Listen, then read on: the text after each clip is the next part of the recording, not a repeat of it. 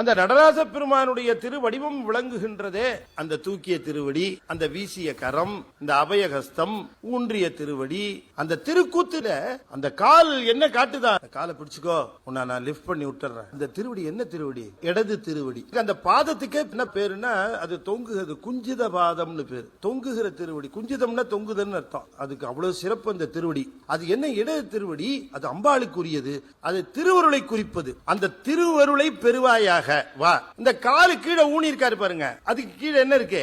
முயலகன்னு ஒருத்தர் இருப்பான். அவன் எப்படி இருப்பான் பாத்திருக்கீங்களா? கண்ணு ஒரு பக்கம், காது ஒரு பக்கம், கை ஒரு பக்கம். இந்த காலு கீழே இருக்கிற முயலகன் தான் நம்முடைய சிந்தனை. அதை அடக்கி இந்த திருவுருளை பற்று அப்படிங்க. இந்த தூக்கிய திருவடியவே இந்த வீசிய கை காட்டி கொண்டு இருக்கும். இந்த வீசு கரம்ங்கிறதுக்கு என்ன பேர் சொல்லுவாங்க?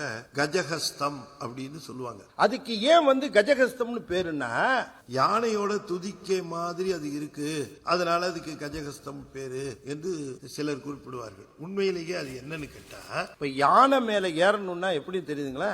யானை என்ன பண்ணும்? காலை இப்படி மடிச்சு அப்படி காட்டும். யானை காலை மடிச்சு இப்படி காட்டுச்சுன்னா அது மேல ஏறிக்கலாம்னு அர்த்தம். யானை காலை மடிக்கலன்னா மேல ஏற முடியாது. அப்ப யானை காலை மடித்து தன்னை மேலே ஏற்றுவதற்கு காட்டுவது போல சிவமானது தன்னுடைய திருவடியை தூக்கி அதை பற்றி கொள்ளுகிறவரை மேலே ஏற்றிவிடும் என்று காட்டுவதற்காக அதை குறிக்கின்ற கையை கஜஹஸ்தம்